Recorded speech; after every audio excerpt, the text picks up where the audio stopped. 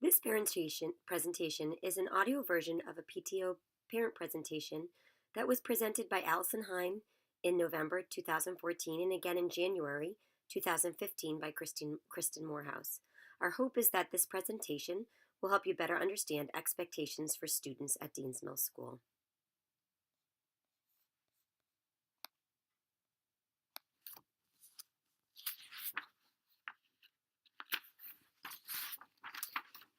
Have you ever wondered what this motto meant at Deans Mill?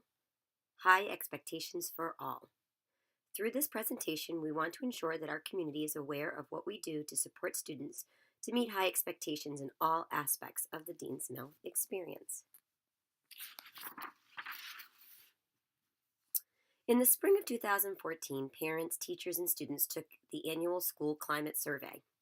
Staff analyzed the data collected and noticed a discrepancy between how parents and teachers view expectations at DMS. This discrepancy has helped teachers build professional goals for this school year.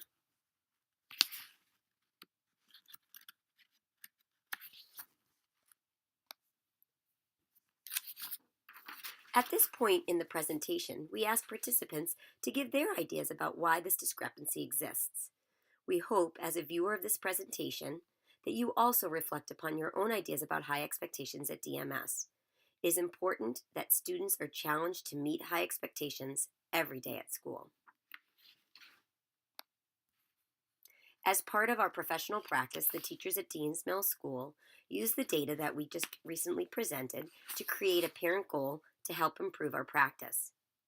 This goal is to challenge all students to meet high expectations both academically and behaviorally, and to consistently communicate these expectations with families. Our hope is that in this year's school climate survey will show that 85% of parents will report that the school challenges their child to meet high expectations. At the beginning of this school year, teachers worked together to set up steps that we would make in order to meet this goal. Each student in our school has set a professional goal to set and communicate high expectations for students. Through parent information sessions, teachers will share curricular and behavioral expectations at DMS. We will continue to implement the Common Core State Standards. How do Common Core State Standards and high expectations go together? By analyzing the shifts that are occurring in expectations in math and language arts, with the full implementation of Common Core State Standards in math and language arts, it is our hope that parents will become aware of the high expectations that are going on in classrooms at Deans Mill School. Here are some of the examples of the learning students are doing that will help them. First, they will build skills and knowledge that they will need to prepare for college-level coursework and the demands of the 21st century workplace. Next, they will develop 21st century skills like problem solving, collaboration, critical thinking, and creativity. Next, they will apply their learning to real-world situations. They will also read more complex nonfiction and fiction texts and create written arguments and gather evidence to defend their opinions. They will learn math facts, but they will also have to explain and show how they solve their problems. They will also delve deeper into core skills and concepts in both language arts and math. In English language arts, there have been several shifts that have been happening in classrooms over the last few years. First of all, teachers have been focused on building knowledge through content-rich nonfiction. Balancing nonfiction selections with fiction selections has been a big part of this shift. Also, students will be reading, writing, and speaking, and all of this will be grounded in evidence from text, both literary and informational. Students will have to support their ideas using text. Also, students will have regular practice with complex text and academic language. The emphasis is on students' growth of their knowledge base. Students will have to answer questions with evidence. And finally, they will be developing that academic language and balancing fiction and nonfiction reading. Now, what does this look like in school? Let's watch a short video clip of a third grader building knowledge as they read.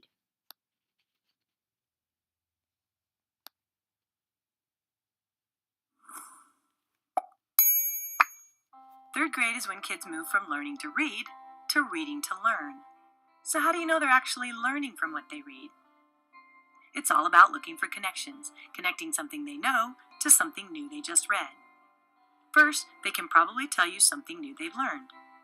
Here, Rosie learns about axolotls, an unusual endangered fish. Besides their gills, axolotls have one more thing that makes them special, and it's not just their unusual looks. If a fish bites off an axolotl's leg or tail, the axolotl can regrow a new one. This special animal can even regrow missing parts of its brain or its spine. I learned that the axolotl can regrow parts, a bunch of its parts. So, if a fish hurts him, then he can just regrow it. And they can make connections. In this case, Rosie compares axolotls to honeybees that she's also read about. The axolotls and the honeybees are both going away, and they're both very important. And has an opinion about which would be worse if it were to go extinct.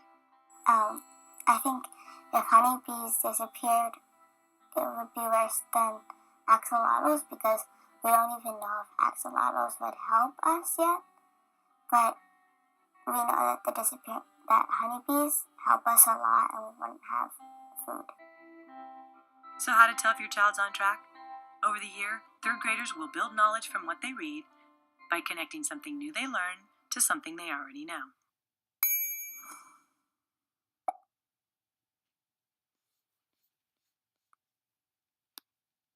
This milestones video demonstrates how Rosie makes connections and is able to discuss new learning between the two texts that she's read. This is an expectation that really stretches students. The instructional shifts in mathematics are as follows. Students will be focused on strongly understanding standards. There's going to be coherence of skills across grade levels and courses, and major topics will be linked. And rigor will definitely be part of the mathematics classroom. So students will have a conceptual understanding of what they're learning. They'll have procedural skill and fluency with facts, and they'll also be able to apply their understanding to novel situations. That's really important. Students will learn skills, but they'll also be able to apply the skills flexibly and know when to use their knowledge in various problem-solving situations. Rigorous math curriculum and high standards is very important at DMS. Let's watch a video and see what it looks like in fourth grade and how a fourth grader is able to explain their thinking about what they understand about comparing fractions.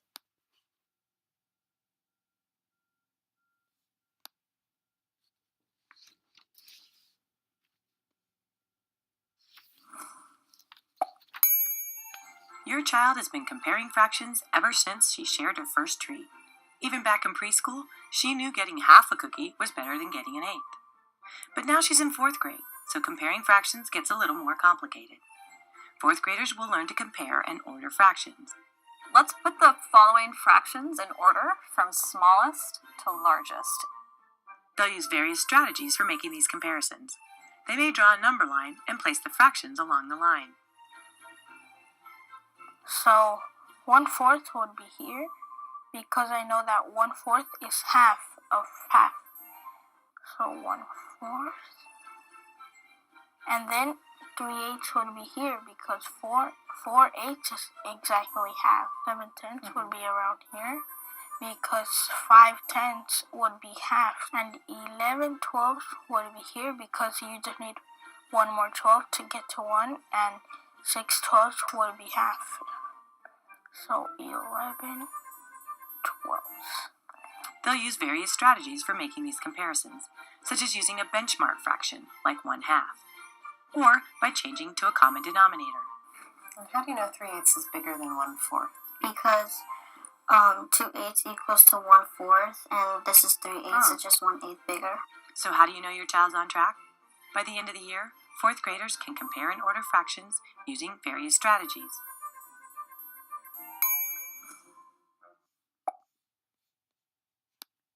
This milestone video showed us that students use a variety of strategies such as equivalent fractions and benchmarks such as 1/2 to help demonstrate their conceptual understanding of fractions. So it's not enough that they just understand what a fraction is, but ordering fractions is that one step more that really shows those high expectations being implemented in the classroom. I hope you found this parent meeting helpful, and we will be having another one on February 10th at 6 p.m. in the Dean's Mill Library. During that evening, we will delve into expectations just for math, where parents will have some hands-on experiences and learn about online resources for helping their students at home. Thank you.